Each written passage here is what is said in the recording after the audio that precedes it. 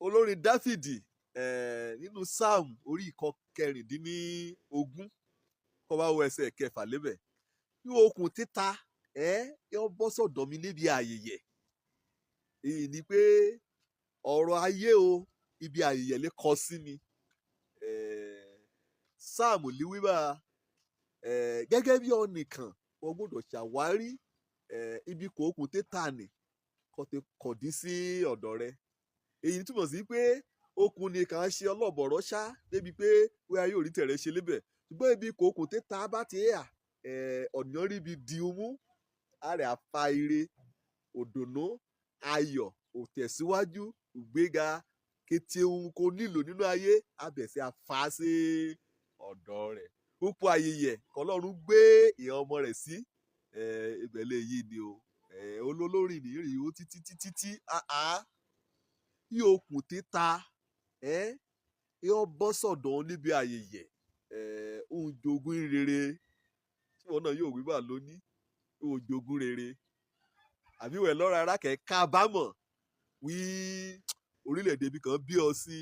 wẹ́ ẹ ṣọ́ra rẹ̀ níbikíbi kọ́ bá alágbáyé kọ́ bá jẹ́ lọ ẹtọ́ lọ ti ṣàrìbá pàdé rere kọ́ gba Jésù Kristi gẹ́gẹ́ bí Olúwa àti olùgbàlà rẹ kétékété ti yí padà o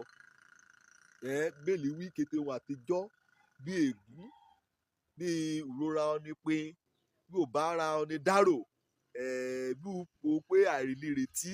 ìkéde wọn àtijọ́ àtẹ̀ṣẹ̀ àtòdálẹ́bi ẹ̀ṣẹ̀ bí wọ́n ti kọjá lọ kó wá kíyèsí bá o ìkété pátá o ọ̀rẹ́ dáa titun bẹ́ẹ̀ gbọ́dọ̀ gba ọ̀dàlágara láàyè bẹ́ẹ̀ gbọ́dọ̀ gba ìjákulẹ̀ torí pé Ọlọ́run ó jó lóore ọ̀fẹ́ sí ọ kó o bá ti ní Jésù bá a nì ó yẹ kó dáwé ọ̀dùnnú kó ayọ̀ nítorí okùn títa dáradára ó ti bọ́ sọ́ rẹ gbogbo àkọ́ rẹ tẹ èkú dání tẹrẹ òun ní tayọ̀ kó o bá dẹ̀ òun náà lọ tọ́ wàá rí i pé ipò á nì àwùjọ àbí àdúgbò kan bára rẹ nì tẹ̀rẹ́ ti dára ju ti ọmọ olùmúrìn ó yẹ kó o mọ oore Ọlọ́run fún ẹ̀bùn òfẹ́ ṣe kó o mú ara rẹ aṣàkàwé ọmọnìkejì wí kó o kàn ní í ṣe iye o kàn ní í ṣe olórin Dáfídì wíwá yóò okùn títa dáradára ó bọ́ sọ̀dọ̀ mi níbi ayẹyẹ èmi gẹ́gẹ́ bí ọ̀nìkan o tí mo ní ogún rere tí ìwọ náà lógún rere tí ìwọ láyọ̀ lórí ohun kété kan Ọlọ́run ti ṣe nínú ayé rẹ ṣírò ìbùkún rẹ ọ̀rọ̀ nìkan lọ kẹ́ẹ̀sì jíjẹ ká mú jẹ ọ̀dẹ̀ ẹ̀rọ nìkan lé jíjẹ kẹ́ẹ̀sọ́ ká mú gbé ṣe ẹ̀rùn rẹ̀ gbàmúrìn ọ̀yàn yóò lórí kórì òun fẹ̀rẹ̀ gẹ̀jẹ̀gẹ̀ ṣùgbọ́n kẹ́ẹ̀mọ nífìlà ká mú dé olùmúrìn kọ́ bá dẹ̀ rí fìlà ọ̀rẹ́ ilé dán yìnrìn ṣùgbọ́n èso orí ká mú dé ohun òdùnnú ohun ayọ̀ ohun kàn kí ni kú oríire sí ni pé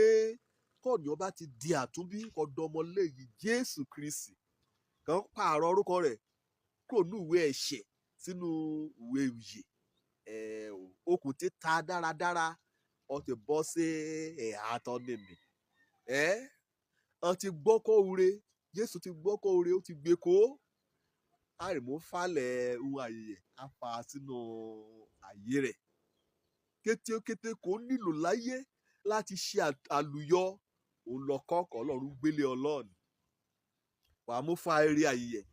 wàá mú fa sí ọ̀dọ̀ ọ̀rà rẹ̀ owó ọgán gẹ́gẹ́ bí ọ̀nìkan wọ́n kò tó dẹ́dẹ́ láǹfààní ju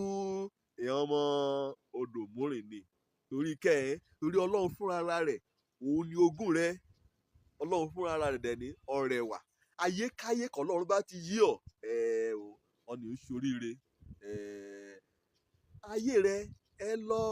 ọ̀nì ayẹyẹ gbogbo àkànjọ kàn fẹ́ ṣe òdájọ́ kàn yan nínú adájọ́ èyí àbí adájọ́ ẹ̀tọ́ ṣùgbọ́n òdájọ́ ọ̀tọ̀ Ọlọ́run àtọ̀ ọ̀nà kan Ọlọ́run àgbáyé ọ̀nìyàn gbà ó jẹ́ ọ̀nà àánú kéèsì tẹ̀rẹ̀ Ọlọ́run léyà ọkọ̀ dẹ̀ dá lé yìí ni mo kí ọkùnrin torí pé o ṣoríire wọlé lọ́ọ̀kì wéèrí bá àánú lè yí ọ ká gbé tí o gbà kí ìrìn hàn kẹ́ bá ráhùn wá kan rí pé ọlọ́run kan dídí ṣùyánà ni ó ṣe kù ọ́ torí pé okùn títa ọ bọ́ sọ̀dọ̀ rẹ níbi àyèyẹ òṣòríire ó yẹ kó a yin lọ́run lójoojúmọ́ ni o fún àǹfààní kan ní wí ọmọ ọlọ́run lọ ẹ̀ mọ́ yin alárìímóríire o torí pé o ní ògùn rere ọjọ́ lórúkọ mi ọmọ àbálábí tán kó tí omi ó kì í ṣẹ̀ṣẹ̀ ràgó torí pé okùn títa rere kọ́ ṣàyẹyẹ ọ bọ́ sọ̀dọ̀ mi níbi àyèyẹ kọjá kó jogún rere ire o.